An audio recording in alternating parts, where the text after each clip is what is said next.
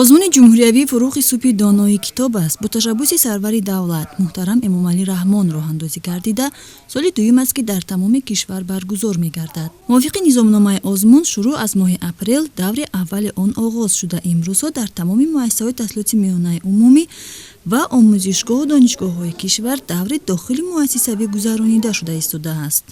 дар муассисаи таҳсилоти миёнаи умумии рақами дуюми ноҳияи Шоҳмансури шаҳри Душанбе дар ҳошияи ин озмун конференсия адабие баргузор шуд. чорабинӣ бо қироати шеър ва муаррифии иштирокчиёни озмун оғоз гардид. تا جهان بود از سری آدم فراز، کس نبود از راه دانش به نیاز.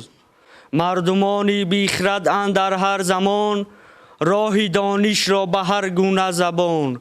گیرد کردند و گرامی داشتند، تا به سنگ اندر همه بینگاشتند. دانش اندر دل چراغی روشن است، و از همه بعد بر تن تو جوشن است. تنی آدمی شریف است با جان آدمیت، نه همین لباس زیباست نشانی آدمیت. اگر آدمی با چشم و گوش و عقل و بینی، چی نقش میان دیوار و میان آدمیت. تازه سازد گلبونی امید را پیغامی دوست، بشکفان غنچه دل را نسیمی نامی دوست. دختری شاهم ولیکن رو به فقر آوردم، زیب و زینت بس همین است، نامی من زیب و نیساست.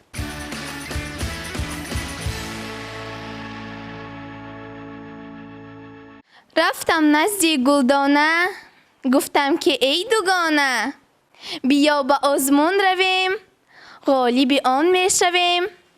پرسید از من گلدانه، چه خیل آزمون دوگانه؟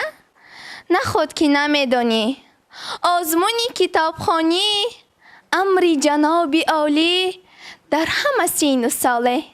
خواننده و دانشجو، اسپیرانت و عنوانجو، باید خوانند کتاب، شوم با علم و آداب. 4 دور دارد آن در همه تاجیکستان. پرسید از من گلدانه، کدام اشعار دوگانه؟ گوناگون اشعاری آن در نیاگانی جهان. اشعاری بچگانه، معاصر جداگانه.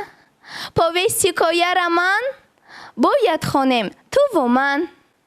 شعر خوانیم و غزل، چیستان و ضرب المثل.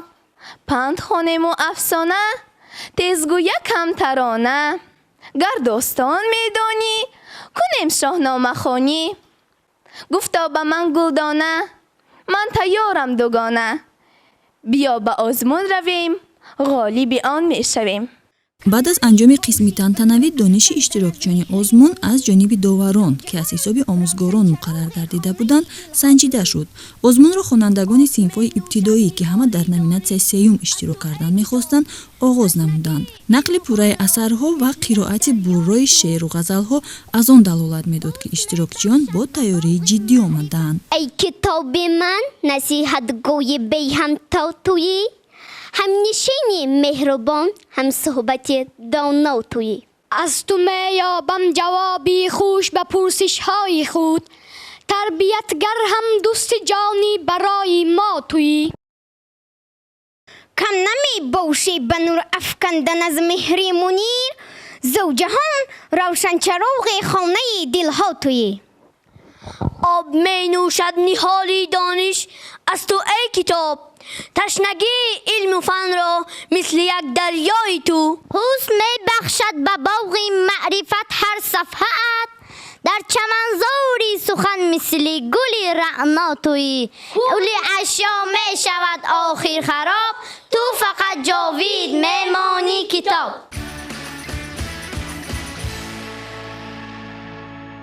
می شویم آشنا سلام کتاب، مصلحت چی ما تو در هر باب.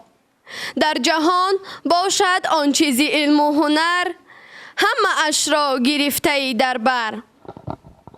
مظهر در زندگانیم کتاب، قاصد صلح و امانیم کتاب.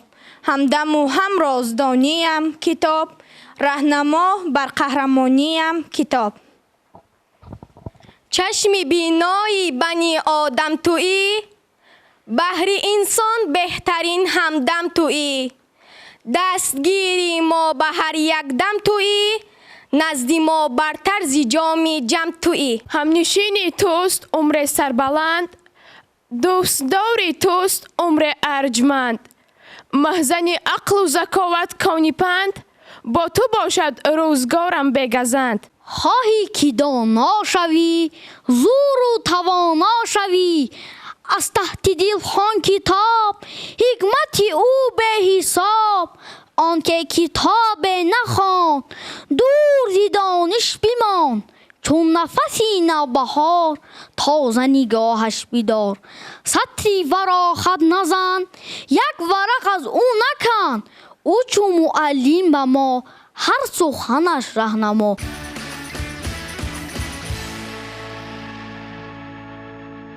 بود فرزند نخلی باغ دولت، وزان رفشان شود بزمی سعادت. وجودش آن زمان گردد گرامی، که افزوند چراغ نیک نامی. خوشان فرزند کن شایسته باشد، به فرمانی پدر پیوسته باشد. بود فرزند اگر خورشید تابان، چو افتد ناخلف روزان بگردان. دل می رود ز دستم صاحب دلان خدا را، دردا که رازی پنهان خواهد شد آشکارا. کشتی نشستگانیم ای باد شرطه برخیز، باشد که باز بینیم دیداری آشنا را. 10 روزه مهر گردون افسانه است و افسون، نیکی به جای یاران فرصت شمار یارا. ای صاحبی کرامت شکرانه سلامت، روز توقع کن درویش بینوا را. تو توانی دوستان را گم مکن، دوستانی مهربان را گم مکن. در جهان بی دوست بودن مشکل است، مشکل آسان کسان را گم مکن. دوست آید گرم در آغوش گیر، دوست پیوند جان را گم مکن. چشمه الهام ما خلق است و بس، خلق مشهوری جهان را گم مکن. زینت باغ از گلی خندان بود، مثل گل خندان لبان را گم مکن. دوست آید گرم در آغوش گیر، رسم خوبی تاجیکان را گم مکن. صلح و وحدت افتخاری ملتی صاحب دلم، وصف آنها را نماید ریشه ای جان و دلم. در میان قومها پیوستگی، دهر بنماید ستایش مردمی برنادلم. дар озмун иштирокчиён аз тамоми муассиса бо тайёрии ҷиддӣ иштирок намуданд. омӯзгорон ҳама довталабонро санҷида, беҳтаринҳоро ба даври дигарроҳ хат доданд.